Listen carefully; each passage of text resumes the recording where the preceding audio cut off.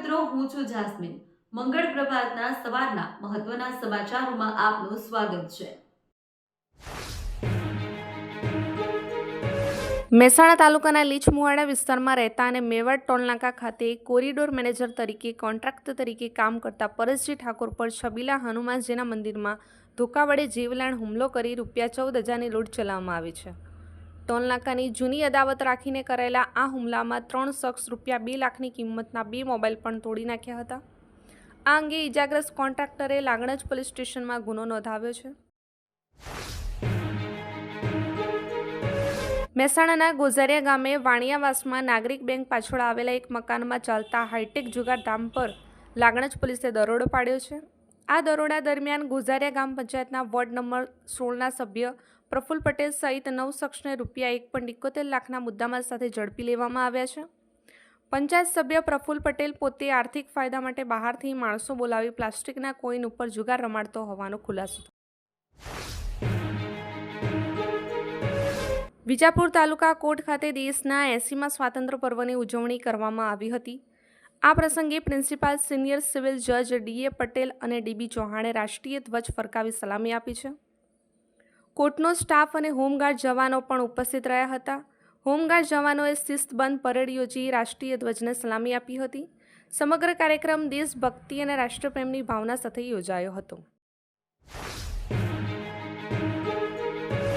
પાલનપુરના 16 ગામ લેઉ પાટીદાર પ્રગતિ મંડળ સંચાલિત સ્વસ્તિક શૈક્ષણિક સંકુલમાં 80મા સ્વાતંત્ર્ય પર્વની ભવ્ય ઉજવણી કરવામાં આવી હતી. આ પ્રસંગે ગુજરાત રાજ્યના શિક્ષણ વિભાગના અધિકારી હર્ષ રાજપરા અને તેમના ધર્મપત્ની ધ્રુવીબેન રાજપરાના હસ્તે રાષ્ટ્રધ્વજ ફરકાવી ધ્વજવંદન કરવામાં આવ્યું હતું. અંબાજી દાતા વચ્ચે ત્રિશુલિયા ઘાટીમાં એક 22 પૈડાવાળો ટ્રક પલટી ગયો હતો.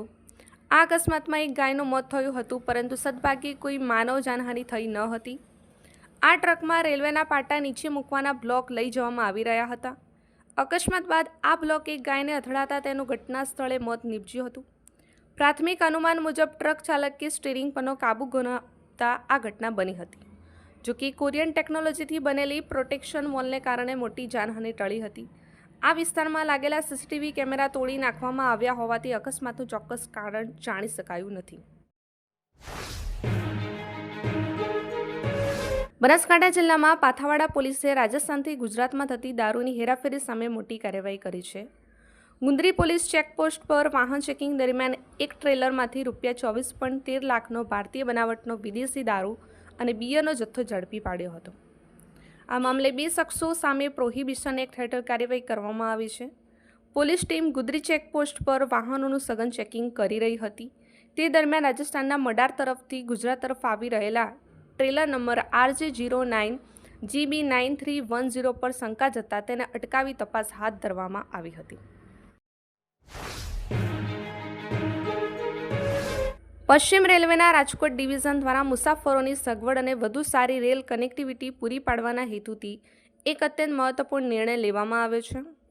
રેલ મંત્રાલય દ્વારા ઓખા અને અમદાવાદ વચ્ચે દોડતી વંદે ભારત એક્સપ્રેસ ટ્રેનના સંચાલન સમય અને રૂટમાં આંશિક સુધારા કરવામાં આવે છે.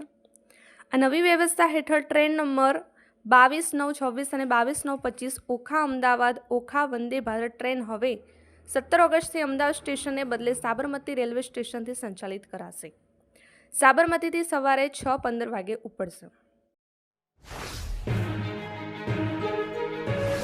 ભારતીય રાષ્ટ્રીય જળમાર્ગ પ્રાધિકરણ દ્વારા ગુજરાતમાં નેશનલ હાઈવે નંબર 68ના રાધનપુર પાટણ સેક્શનના પહોળાઈકરણ અને અપગ્રેડેશન માટે જમીન સંપાદન પ્રક્રિયા ઝડપી બનાવાઈ છે. આ પ્રોજેક્ટ હેઠળ પાટણ જિલ્લાના વિવિધ તાલુકાઓની કુલ 348.512 હેક્ટર જમીન સંપાદિત કરાશે, જે માટેની કાર્યવાહી કલેક્ટર કચેરી ખાતે સુપરત કરવામાં આવી છે. મહેસાણાની મહાવીર સોસાયટીમાં રહેતા સાસરીઓ સામે દહેજ માટે શારીરિક અને માનસિક ત્રાસ આપવાનો ગુનો નોંધાયો છે. પરિણીતાને પિયરમાંથી ₹3 લાખ દહેજ પેટે લાવવા દબાણ કરી ઘરેથી કાઢી મૂકવામાં આવી હતી. આ મામલે પતિ સહિત 7 વ્યક્તિઓ વિરુદ્ધ સિદ્ધપુર પોલીસ મથકે ફરિયાદ દાખલ કરવામાં આવી છે. ભાવનગરના મોતી તળાવ વિસ્તારમાં આવેલા મોગલ માતાના મંદિર પાસે ગત મોડી રાત્રે પાર્ક કરેલી 2 કારમાં અચાનક આગ ભભૂકી ઉઠી હતી.